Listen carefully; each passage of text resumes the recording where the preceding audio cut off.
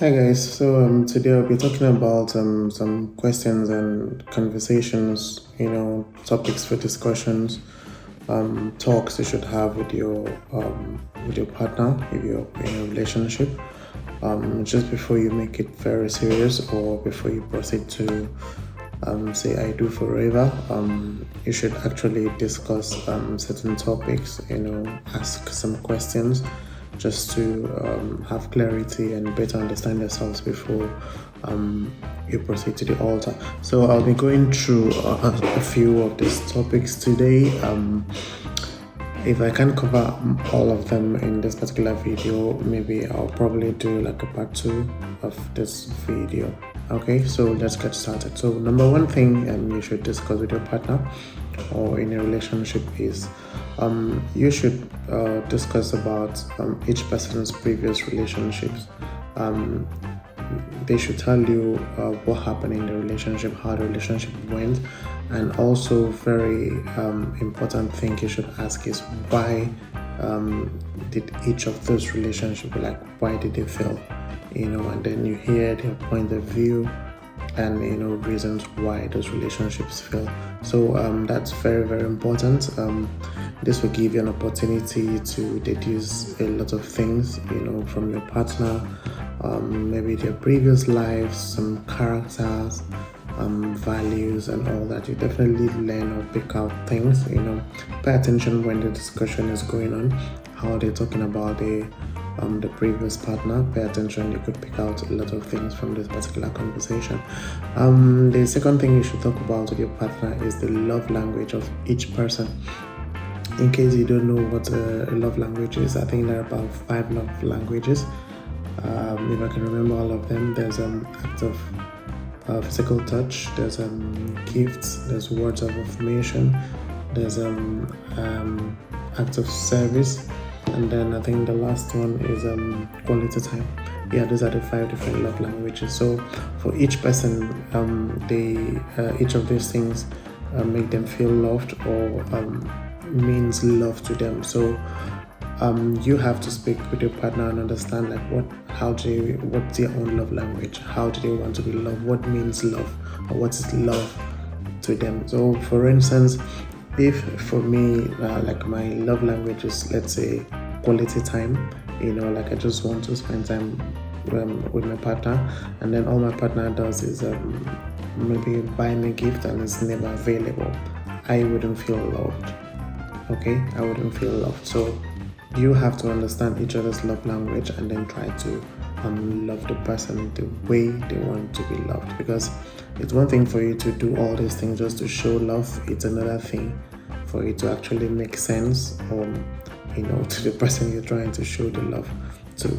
That's why you see instances where people like, I bought you all these gifts, I give you money, I spend this much, I rented this thing, I bought this car for you, just to show you that I love you. And all the person is asking for, like, I just want you to spend time with me.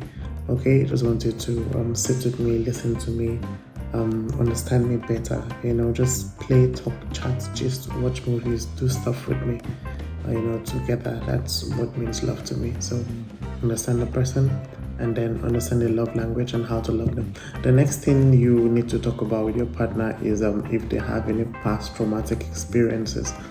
There are experiences people have in their lives that can actually shape their current and future realities, that can shape their lives now and in the future, has led them to make certain decisions now or take certain stance that that if you don't understand their history, you don't understand their antecedent, you won't understand why they're acting the way they are or why they make certain decisions and why their values are the way they are. So ask the person, do you have any previous traumatic experiences?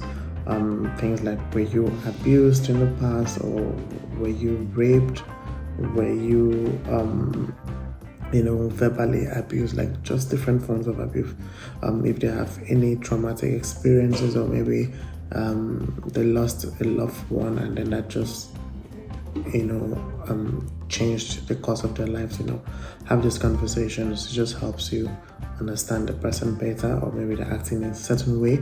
It helps you understand why they're acting the way they are at that particular time. Another thing you should talk about, I think this is like number 4, is ask your partner if they have any health issues. Do you have any health issues that can know of? Do you have any terminal diseases?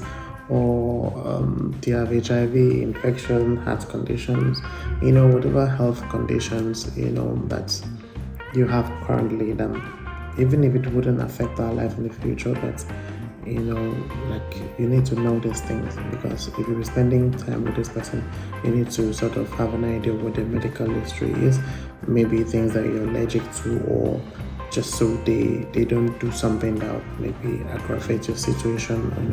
You need to know like your personal history. Some could be maybe health conditions you had in the past that's maybe still affecting you presently. You may probably had kind of ailments in the past, and then that has sort of reshaped or restructured your entire biological system, currently, and it might result in some things. Maybe some people possibly may not be able to carry a child, or maybe someone maybe had that abortion in the past, and their reproductive system has been tampered with. Discuss these are things you should know, or you should be aware of. If they have any health issues that you need to be aware of. Are they diabetic? Do they have high blood pressure? Are they asthmatic? Just these are the little things information you need to make your partner's life better. For instance, if your partner is asthmatic, you just know how not to maybe cook or fry certain things, or maybe smoke, or do things that they are probably allergic to. So that's something you should know, the health conditions. The number 5 item I have is you should discuss each person's insecurities. What are they not comfortable with? What are they ashamed of? What are they what makes them afraid? What don't they like about their bodies? Do they have low self-esteem issues? Discuss this. That can help you how to better understand your partner. The number 6 thing you should pay attention to is I call it verbiage. That's just their language, how they talk. Pay attention to how your partner talks. Their choice of words. Are they abusive in their words? Do they use very strong words on people? Do they sound demeaning when they're talking about some other person? Pay attention to these things. How do they talk about their bosses? How do they talk about people they don't like? How do they talk about people they like? These are little things you should pay attention to. When they are angry, how do they express their anger? Because when they're upset, people will probably lose themselves with their home trainings. Those are little things you should pick out. Like if this person is sounding this way, in the future I might trigger him to this point, and he may act or sound this way to me if I don't like. So those are like little unspoken things you need to listen to. You should also discuss your fears and your phobias. What are you afraid of? Like me personally, I have phobia for flying. I still travel a lot, but I have phobia for flying. Some people might have phobia of just being alone, or darkness, empty space, just different kinds of phobias out there. What are people afraid of? If they have PTSD, what triggers them? Discuss each other's fears and phobias. Number 8 thing, I think we'll probably cover this, but I'd just like to mention it. You should talk about the things you don't like about yourself. What are your dislikes about yourself? I think that also can tie in as insecurity, so I'll probably not spend time on that. Number 9 item I'd like to mention. Each person should express or discuss, talk about what makes a perfect relationship for him or her. What's your idea of an ideal or perfect relationship? Let each person take turns to explain, express themselves. Like, this is what a perfect relationship, a perfect marriage will mean to me. This is how the setting will be. This is how the family will structure. This is what each person will be doing. This is how the kids will be raised. This is where we would like to live. This is how we like our leaders to be. This is how I like to wake up in the morning. This is the last thing I like to do. And like, what's your idea of a perfect relationship or an ideal marriage? Discuss this. Number 10 thing, which is also closely related to this, is children upbringing. Discuss with your partner. How will you? Each person has, maybe because of the backgrounds, they have different ways of how they were raised, on how they want to raise their kids. Maybe from experience, they loved the way they were raised. A partner could love the way he or she was raised, and then they could say, I would love to raise my children this exact way. It could also be the other way around, where your partner may not like the way he or she was raised, and then they vow never to let their children have some experiences. So discuss with your partner, how will you want your children to be raised? Discuss things like responsibility sharing, who will do what and who will do this and who will do that. Discuss number of kids like you want to have. Each person take turns. Talk about the number of children like each person want to have an ideal situation. Talk about what each person thinks about paternity test. It's a big issue. Like in my country where I come from, it's a big issue. Some gender don't like it, some other people don't like it. Some think it's a form of a breach of trust. Why we're doing paternity test, that you don't trust me.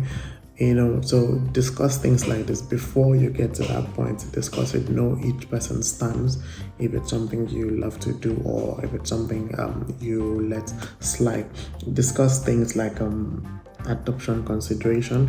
What if for whatever reason maybe the woman cannot carry a child or the man cannot father a child? Discuss things like adoption considerations. Are we open to adopting? Even in situations where there's nothing wrong with both of you. I know families that maybe they would say, we have 2 children of our own, then we can adopt a third one. Discuss this, scenarios like, are you open to adoption? Yes, no, why? That's also something to discuss. Number 11 is super important, and it's finances. I think this one actually affects or breaks, affect a lot of relationships negatively if not well managed. So discuss finances. Talk about everything, each person's point of view, perspective, ideology on money, how money should be managed in the family, who's responsible for what, who should do what. Do we have joint accounts? Do you have any debts that I don't know of? Are you paying back any loans? Do you have any outstanding loans that you're still paying that I'm not aware of? Do you have a savings? Do you have an investment? Do you have any stocks? What's your what do you think about budgeting? How should family financial responsibilities, how should it be approached? Different things, everything about money. Who's responsible? Who's paying for what? How do we approach big projects? Let's say we're trying to buy a house, we're trying to buy a car. How do we finance that? I mentioned joint account. Do you all believe in joint account? And also, how do you understand joint account? Because for some people, joint account means both of us, we put all our monies together and then we all spend from that one pocket. To some people, joint account is like an account where we make monthly donations or contributions to, like a family savings, and then we take from there to do major projects for the family. different understanding.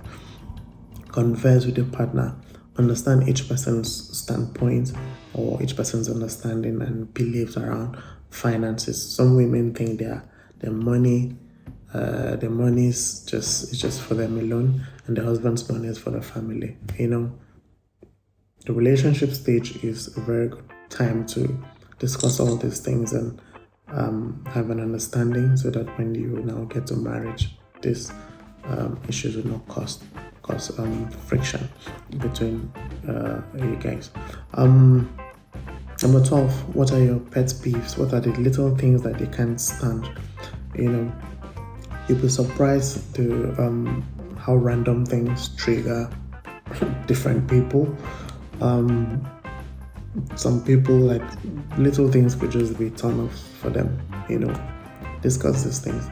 I had a friend that could literally puke if she sees you maybe after a meal. Then maybe you soak your paper towel or tissue in water. Like, she could literally puke just saying that. So if you're around that kind of a person, you just know not to act in that way. Toothpaste is like a global one. How to squeeze toothpaste, should it be from the middle or from the bottom? Trust me, as little as that is, some relationships probably it's been broken, just because of something as minor as that. So discuss those little things, what each person can stand and what each person cannot stand, their turn-offs. Like, for me personally, I don't like seeing people with dirty feet. If your legs are dirty, like, don't come near me, just go away. So they're like just the little things that you didn't make yourself that way. Like, as you're growing, you just find out that these things don't sit well with you. It's good to discuss this with your partner so they don't maybe unknowingly do those things. And I think this is number 13. Number 13, I would like to, what you should discuss is how each person react to respond to things when they're angry. How can I tell when you are upset, and how do you react when you are upset? You should know this, so that peradventure you realize your partner is upset. You know not to maybe continue that conversation, and how to pacify them. Discuss that. Number 14 is sexual behavior. What does each person like sexually? How does each person want to be loved? Discuss things around sex. What does each person think about pornography? Things like LGBT, masturbation, cheating. Discuss all these things. Like, we're not saying it's going to happen, but discuss scenarios like, if it should happen, how should we react? This is my stand on it. Like, maybe some people, cheating is probably like a deal breaker, so you just know not to cheat in the relationship. Just everything about sex and sexual behaviors. Discuss that.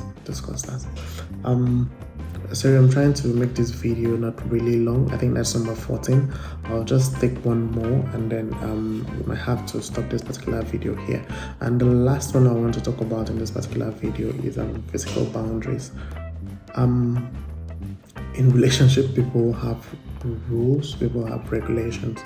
They have things that they're not expected to do. Like, things you're not supposed to say during relationship, maybe like in a relationship thing, a phase. Some people reserve some things, like some things are just reserved for marriage. Some people may not stand. Some people maybe don't want pecs. You don't want some kinds of touches. Some people don't want that. Things like sleepovers. People don't want that. People just have rules. Some people could think like, we're in a relationship, but it doesn't mean you come to my house and then you do XYZ things, there's just a lot of things people can stand, just physical boundaries. In a relationship doesn't mean you should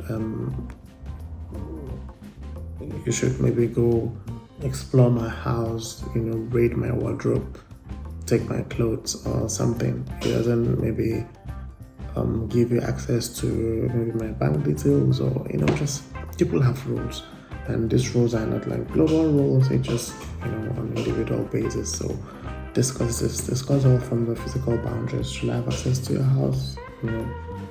Give you keys, different things. And the only way you can know these things is when you sit down with your partner and then you have conversations with your partner. I would like to end this video here so I don't make it so long. I still have some other topics I would like to talk about. Things like what each person thinks about divorce, how family should be approached, how to manage the in-laws, just a lot of things. I think I'll have to do like a second part of this second video on this series, just to cover a lot of other topics that I'm not able to fit into this video. So thank you for watching, and I'll see you in some other video. Bye for now.